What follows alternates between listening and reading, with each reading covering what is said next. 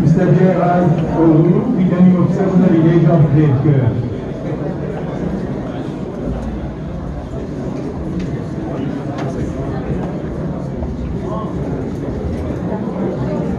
Oui, absolument. C'est ça le point de départ. On nous connaît les courses de l'anglais vendredi soir, quand le président issue une written election. Ça nous fait vendredi soir pour les 130 villages. Et aujourd'hui, les returning officers qui viennent allouer un euro par village, ont besoin d'après la loi, viennent signer le rite of election et l'adresser à eux pour le président de la République.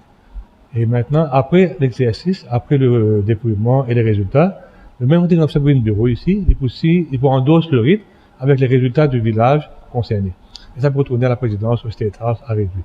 Donc il y a un début aujourd'hui, un commencement, qui pour une finalité après les résultats, qui peut aussi le même rite, pour le même returning officer pour le même village.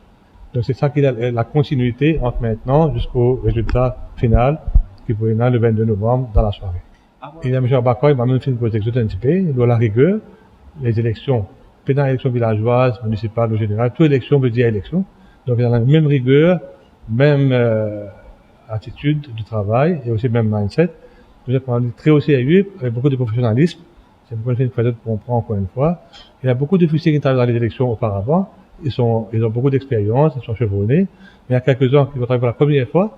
Donc, vous avez une formation très pointue à partir de maintenant jusqu'aux élections. Quand on connaît aujourd'hui la première étape de notre franchise, avec l'assignation du rite pour les returning officers. Deuxième étape, c'est demain, avec l'application pour être enregistré comme un groupe dans les différents centres d'enregistrement pour les groupes. Éventuellement, pendant le dépôt de candidature, le 31 octobre. Et nous vous avons fait un briefing à chaque échéance, pour un briefing spécifique de cette échéance-là, de cette étape électorale-là. Demain, nous allons être très clairs. Nous allons seulement enregistrer les groupes demain. Éventuellement, quand vous déposez votre candidature, vous avez besoin de respecter un critère pour un candidat sur la liste des groupes. Ça, c'est une autre étape que nous pouvons là, éventuellement, avant le dépôt de candidature. Même pour le code of conduct aussi. Et aussi le code of conduct, et aussi les reserve lists.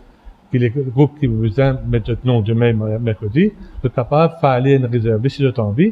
Vous faites une reserve list parce que s'il y a une vacance qui existait, qui est créée après une démission ou dans n'importe quelle catégorie d'une vacance, dans un village council, vous remplacez le conseiller ou la conseillère par un autre monde qui vient puiser dans la liste des réserves listes du groupe concerné. Donc, à partir du 15 novembre, nous allons sortir le 15 novembre, et cette élection pour venir le 22 novembre, donc il faut baser dans le registre du 15 novembre de 2020. Oui.